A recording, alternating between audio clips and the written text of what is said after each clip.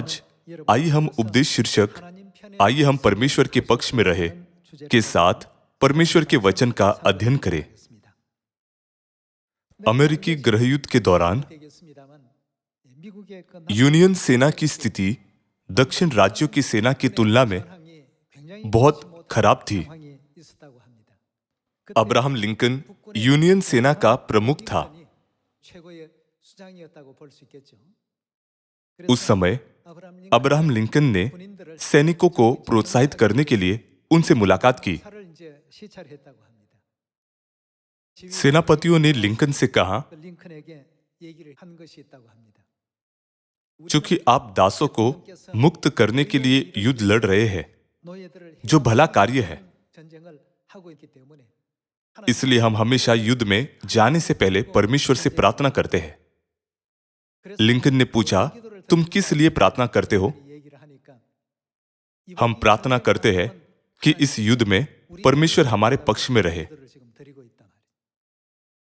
जब लिंकन ने यह सुना तो वह चकित हुआ। सभी लोगों, इस तरह प्रार्थना करना अच्छा है, लेकिन मैं प्रार्थना को थोड़ा बदलना चाहता हूं। इसलिए सेनापतियों ने पूछा, हमें अपनी प्रार्थनाओं को कैसे बदलना चाहिए?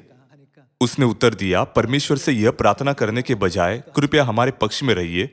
परमेश्वर से यह प्रार्थना करें, कृपया हमें परमेश्वर के पक्ष में होने दीजिए, क्योंकि दक्षिणी सैनिक भी परमेश्वर से प्रार्थना करते होंगे। उसका मतलब था कि दोनों तरफ के सैनिक प्रार्थना करते होंगे, परमेश्वर कृपया हमारे पक्ष में रहिए। उसने आगे कहा, यदि हम परमेश्वर के पक्ष में हैं, तो चाहे हम यूनियन सेना हो या दक्षिणी सेना, परमेश्वर सबसे अच्छा निष्कर्ष निकालेंगे। यह किस्सा आज तक सुनाया जाता है। यह सुनकर मैंने सोचा, राष्ट्रपति लिंकन एक बहुत ही महत्वपूर्ण बात जानता था। आज हम भी अक्सर परमेश्वर से प्रार्थना करते हैं। जब भी हम प्रार्थना करते हैं, हमें हमेशा सभी परिस्थितियों में परमेश्वर के पक्ष में रहने के लिए प्रार्थना करनी चाहिए। मान लीजिए कि हम ऐसी प्रार्थना करते हैं, परमेश्वर कृपया मेरे पक्ष में रहिए, तब भले ही हम गलत मार्ग पर हैं, यदि हमें अपने मन को संतुष्ट करने वाले परिणाम नहीं मिलते हैं, तो हम कुड़कुड़ाएंगे। परमेश्वर जो आदि से अंत जानते हैं और यहां तक कि हमारे आदि और अंत को भी जानते हैं, हमारी उद्धार की ओर अगुवाई कर रहे हैं, है ना? इसका मतलब है कि यदि हम हमेशा परमेश्वर के पक्ष में होंगे, तो हम हमेशा विश्वास का विजयी जीवन जिएंगे। परमेश्वर से यह कहने के बजाय कृपया मेरे पक्ष में रहिए, हमें परमेश्वर से प्रार्थना करनी चाहिए, आपके पक्ष में रहकर सही विश्वास रखने के लिए कृपया मेरा मार्गदर्शन कीजिए। हमारे दैनिक जीवन में ऐसा होना चाहिए। यदि हम राजा अहाब के इतिहास को देखते हैं, तो उस समय नबी कौन था? एलिया। उस समय राजा अहाब की पत्नी इजेबेल कई झूठे भविष्यद्वक्ताओं को राजभवन में ले आई, जिन्होंने अशेरा और बाल की उपासना की और राजा को आत्मिक रूप से भ्रष्ट बना दिया। चूंकि राजा अहाब सच्चे परमेश्वर के अलावा अन्य देवताओं की उपासना करता था, इसलिए उसके सभी लोगों ने भी इसे महसूस किए बिना अन्य देवताओं को पूजा। परिणाम स्वरूप एलिया नबी के द्वारा परमेश्वर ने उन सभी झूठे भविष्यद्वक्ताओं को दंड दिया जो बाल की उपासना करते थे। चूंकि इजरायली यह नहीं समझ सके कि क्या सही या गलत है, इसलिए एलिया ने उनसे कहा, तुम किसके पक्ष में हो? एक को चुनो। यदि परमेश्वर तुम्हारा सच्चा उद्धार करता है, तो परमेश्वर के पक्ष में रहो। यदि तुम सोचते हो कि बाल परमेश्वर है, तो बाल के पक्ष में रहो। एलिया नबी क्या चाहता था कि सभी इजरायली किसके पक्ष में रहे? वह चाहता था कि वे परमेश्वर के पक्ष में रहे। इस प्रकार कर्मेल पर्वत पर एक आत्मिक लड़ाई हुई। केवल एक नबी एलिया परमेश्वर के पक्ष में खड़ा था। और अन्य 850 नबी झूठे देवताओं के पक्ष में खड़े थे। यह 850 से 1 का मैच था। दोनों पक्ष सहमत हुए कि प्रत्येक पक्ष एक बछड़ा लेगा, उसके टुकड़े टुकड़े करेगा और उसे वेदी पर रखेगा और परमेश्वर से प्रार्थना करेगा। जो प्रार्थना का उत्तर देगा वही सच्चा परमेश्वर होगा। एलिया ने कहा, तुम शुरू करो क्योंकि तुम बहुत हो। इसलिए उन्होंने बोर से शुरू करके अपने देवताओं का नाम लिया। उन्होंने अपने देवताओं से प्रार्थना की, हमें उत्तर दे, लेकिन कोई उत्तर नहीं आया। हालांकि जब एलिया ने सभी इजरायलियों को इकट्ठा किया और परमेश्वर से प्रार्थना की, तो स्वर्ग से आग गिरी और वेदी पर के बछड़े को जला दिया, ताकि सारे इजरायली जान सके कि यहोवा सच्चा परमेश्वर है।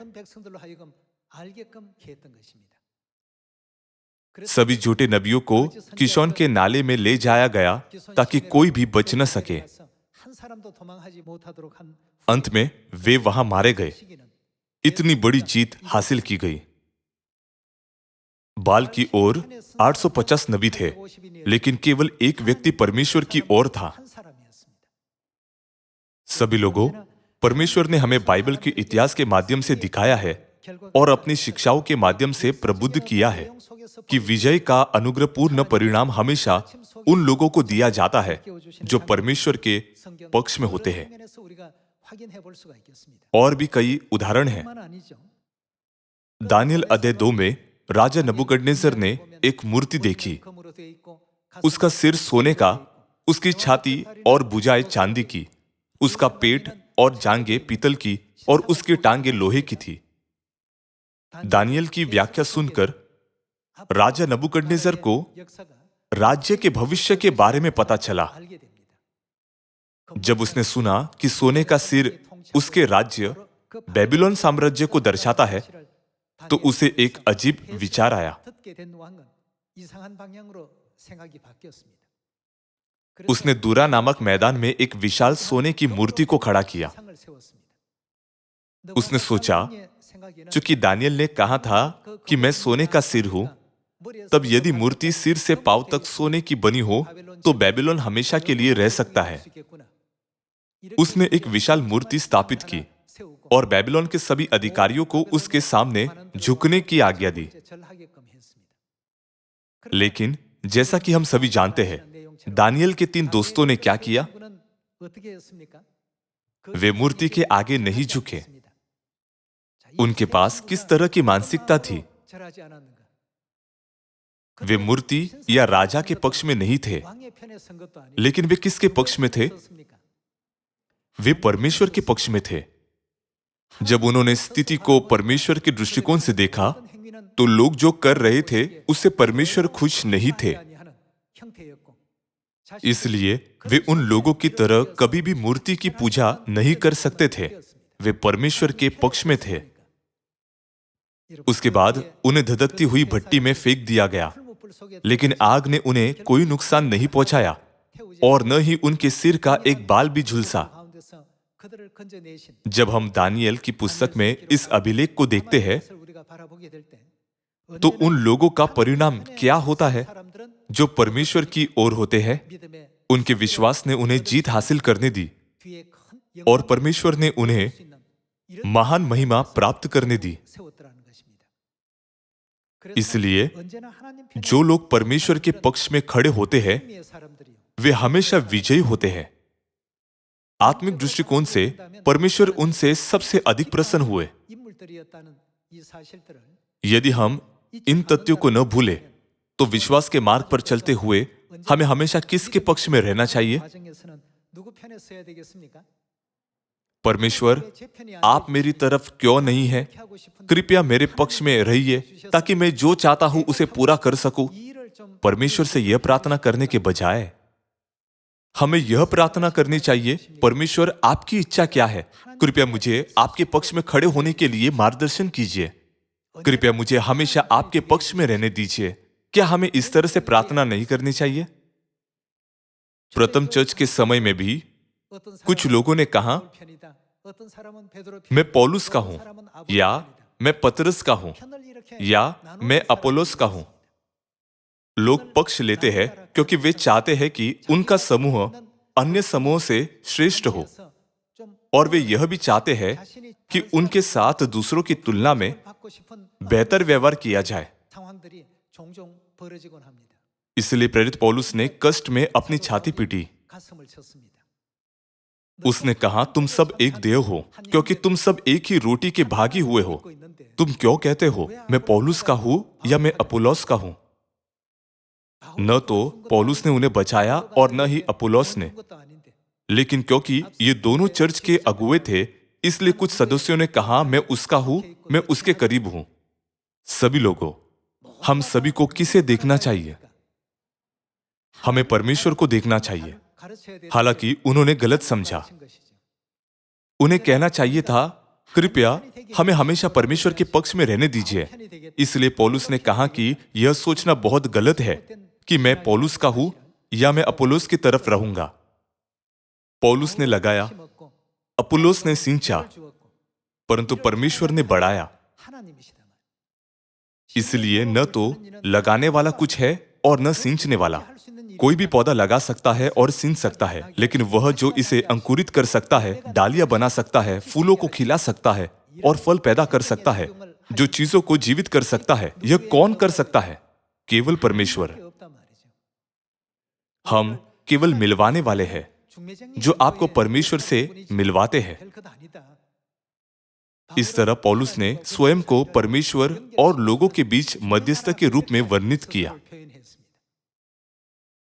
सभी लोगों, विश्वास के मार्ग पर चलने के दौरान जब हम किसी जटिल स्थिति में होते हैं, तो हमें यह सोचना चाहिए, मैं हमेशा परमेश्वर के पक्ष में रहूंगा।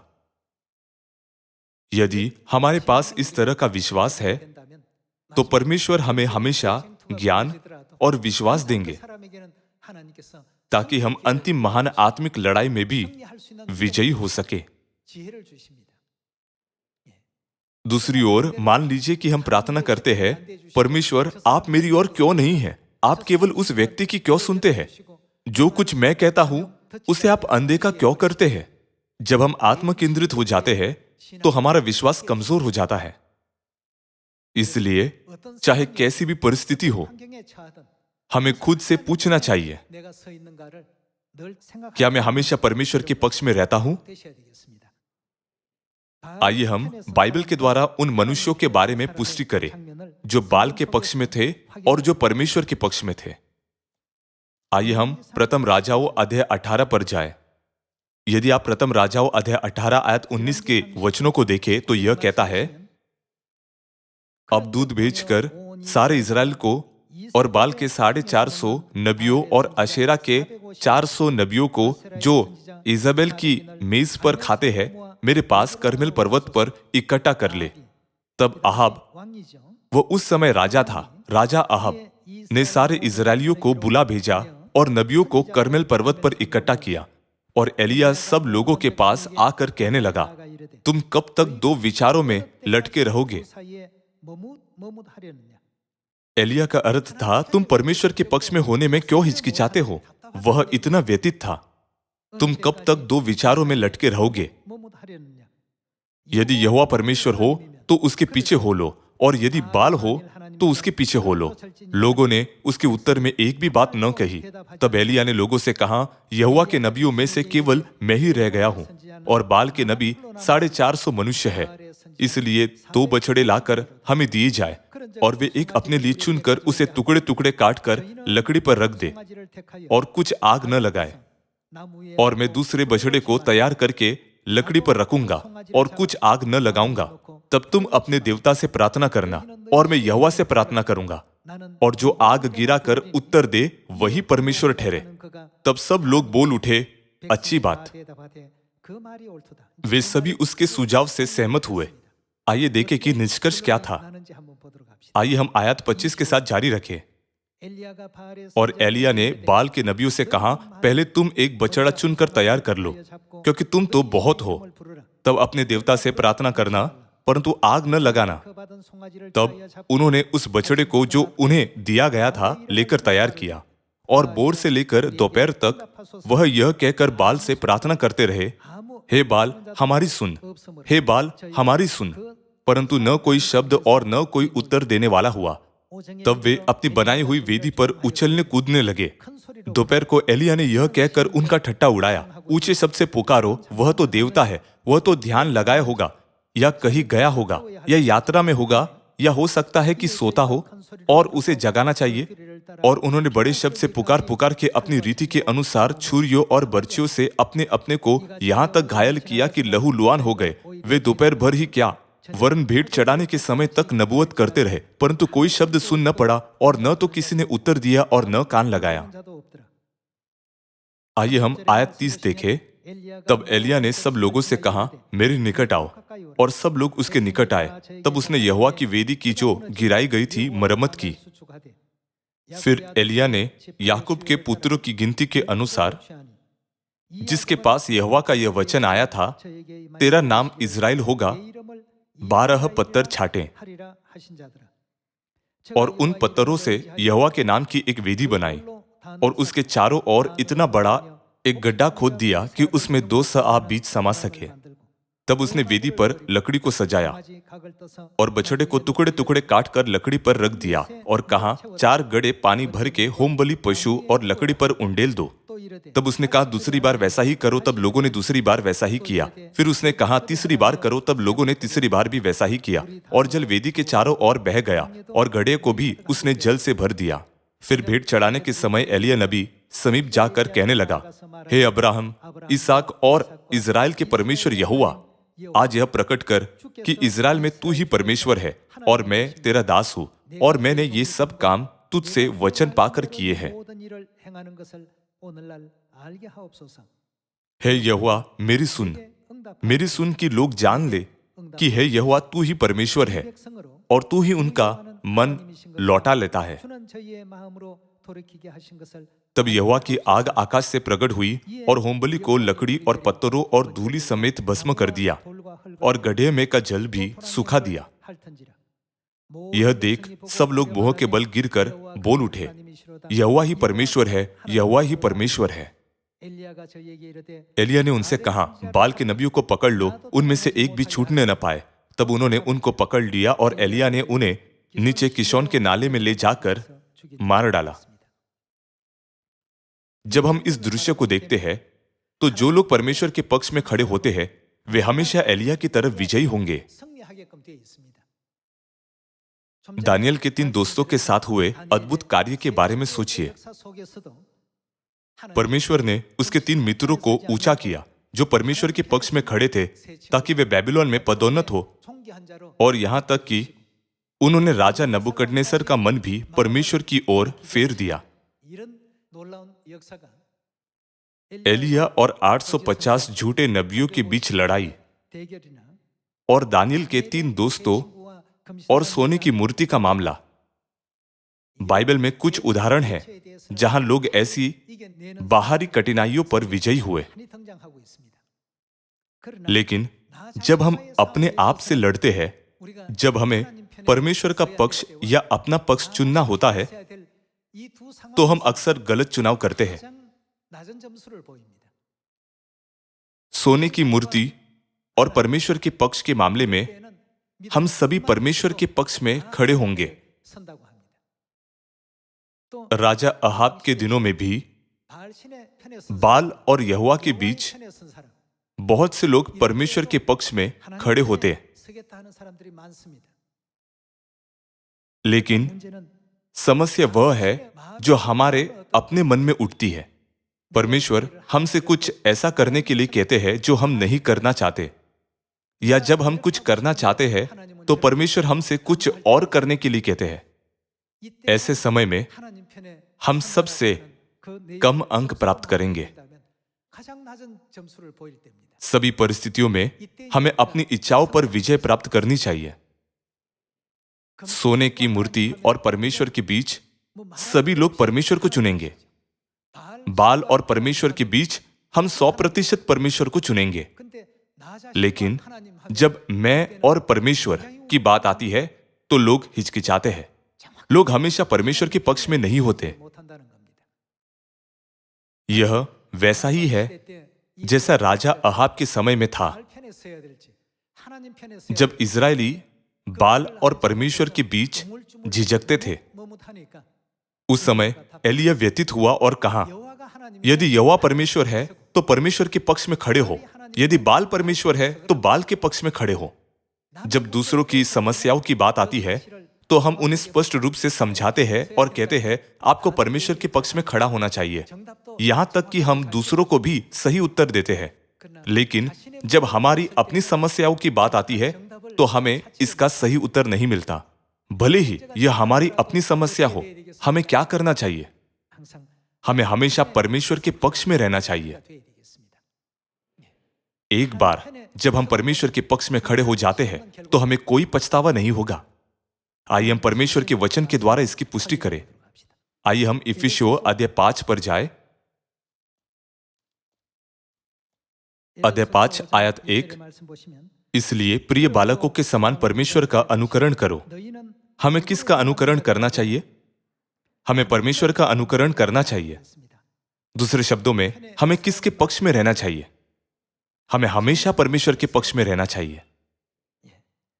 इसलिए प्रिय बालकों के समान परमेश्वर का अनुकरण करो और प्रेम में चलो, जैसे मसीह ने भी तुमसे प्रेम किया और हमारे लिए अपने आप को सुखदायक सुगंध के लिए परमेश्वर के आगे भेंट करके बलिदान कर दिया।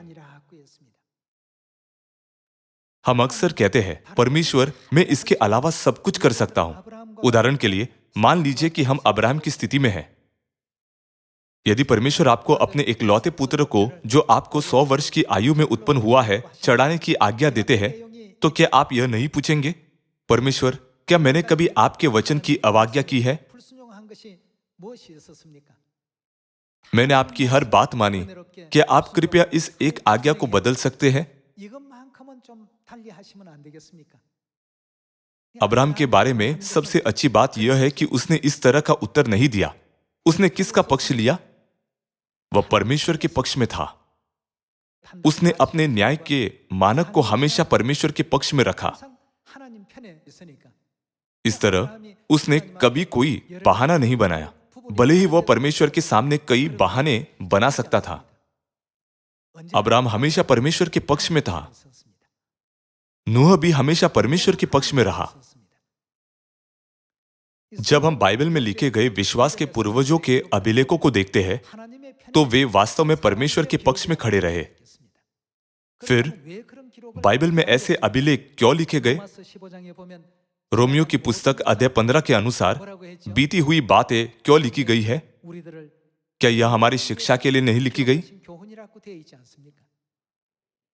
ऐसे बहुत से लोग थे जो विश्वास के एक अलग मार्ग पर चले, लेकिन वे बाइबल में दर्ज नहीं किए गए। जो लोग परमेश्वर के पक्ष में थे, उन्हें बाइबल में दर्ज क्यों किया गया? अब्राहम कई बहाने बना सकता था। वह परमेश्वर के प्रति बहुत ईमानदार था। उसने हमेशा परमेश्वर के मार्ग का पालन किया, यहां तक का तब भी जब वह यह नहीं जानता था कि वह कहां जा रहा है। यदि इसहाक के साथ कुछ बुरा होता तो सारा कहती, कृपया इस बच्चे को जीवित छोड़ दीजिए और इसके बदले मुझे ले जाइए। वह ऐसी हृदय विदारक स्थिति के बारे में चिंतित था, इसलिए उसने सारा को नहीं बताया और परमेश्वर की आज्ञा को अमल में लाया। ऐसा इसलिए क्योंकि वह परमेश्वर के पक्ष में था। उसने दृढ़ता से विश्वास किया था कि यदि परमेश्वर की इच्छा हो तो परमेश्वर मरे हुओं को भी जिला सकते हैं। अब्राहम ने हमेशा परमेश्वर की प्रतिज्ञा पर विश्वास किया। मैं तेरे वंश को आकाश के तारों के समान असंख्य बनाऊंगा। अब्राहम और नूह के इतिहास के बारे में सोचिए, जो हमेशा परमेश्वर के पक्ष में थे। वे अपने पक्ष में नहीं थे। वे हमेशा यह सोचते हुए परमेश्वर के पक्ष में थे, इस आज्ञा के पीछे परमेश्वर की इच्छा क्या है। इस प्रकार उन्होंने परमेश्वर की हर आज्ञा का पालन किया। इसी वजह से वे विश्वास के पूर्वज बने और उन्हें बाइबल में ऐसे लोगों के रूप में दर्ज किया गया जिन्होंने परमेश्वर को प्रसन्न किया, है ना? जब भी आप प्रार्थना करें तो कृपया हमेशा अपने आप से पूछे, कि क्या यह आपकी अपनी इच्छा है या उस इच्छा की ओर बढ़ने की सच्ची अभिलाषा है जो परमेश्वर को प्रसन्न करती है।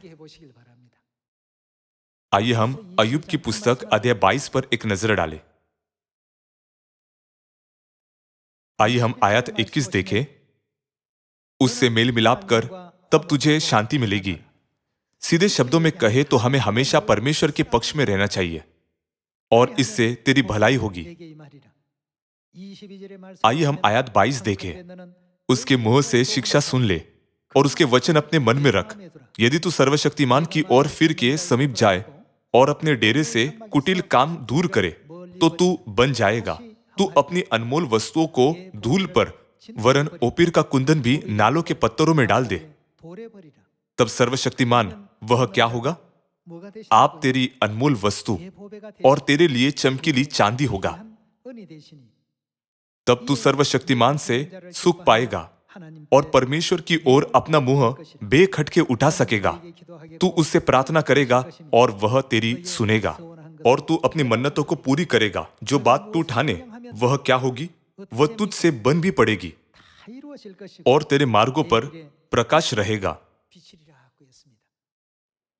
जब हम परमेश्वर के पक्ष में होते हैं तो चिंता और अंधकार सब गायब हो जाते हैं। बाइबल वादा करती है कि निश्चित रूप से हमारे साथ ऐसा होगा।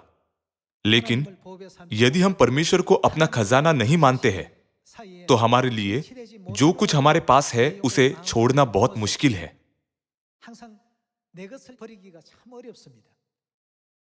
इस समय भी हमें परमेश्वर के पक्ष में होना चाहिए। परमेश्वर के पक्ष में रहने के लिए हमें अपने खजाने को क्या करना चाहिए? हमें इसे फेंक देना चाहिए। हमें स्वर्ग में ले जाने के लिए परमेश्वर ने बाइबल में सत्य और धार्मिकता को दर्ज किया ताकि हम उन्हें अभ्यास में ला सके। यदि हम सत्य और धार्मिकता से थोड़ा भी दूर हो जाए तो हमें फिर से जन्म लेना चाहिए ताकि हम परमेश्वर के ईश्वरीय स्वभाव में सहभागी हो सके। यदि आप कहते हैं मैं सब कुछ कर सकता हूं लेकिन यह नहीं, तो इसके कारण आप स्वर्ग में प्रवेश नहीं कर सकते। यह नहीं, यदि हम इस विचार पर विजय प्राप्त करते हुए परमेश्वर के पक्ष में खड़े होते हैं तो मुझे दृढ़ विश्वास है कि परमेश्वर निश्चित रूप से हमें अनंत स्वर्ग में ले जाएंगे।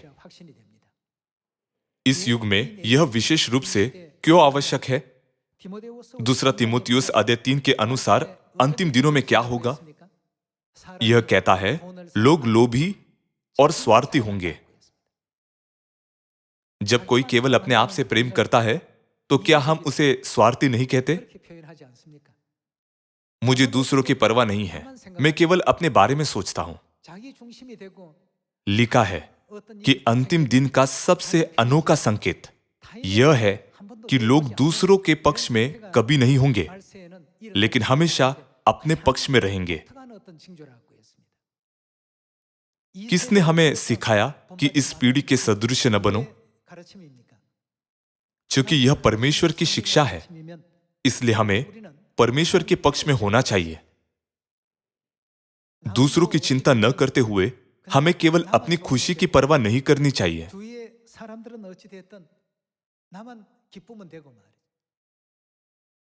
क्योंकि यह परमेश्वर का वचन है, इसलिए हमें एक दूसरे की देखभाल करते हुए परमेश्वर के पक्ष में खड़ा होना चाहिए। हमें अपने आसपास के लोगों का सम्मान करना चाहिए, उनका ध्यान रखना चाहिए और उनके साथ एकजुट होना चाहिए। हमें अब परमेश्वर के पक्ष में खड़ा होना चाहिए। किसी भी युग में हमें हमेशा सोचना चाहिए परमेश्वर की इच्छा क्या है। आइए हम परमेश्वर को हमारा खजाना बनाएं। क्योंकि परमेश्वर हमारा खजाना है, इसलिए हमें हमेशा किसके पक्ष में रहना चाहिए? मुझे आशा है कि आप यह प्रार्थना करने में सक्षम होंगे। कृपया हमें परमेश्वर के पक्ष में होने दीजिए ताकि हम परमेश्वर को खुशी और महिमा दे सके। यह आशा करते हुए कि आपने अधिक अनुग्रह प्राप्त किया, मैं आज के उपदेश को समाप्त करना चाहूंगा। आपका बहुत बहुत धन्यवाद।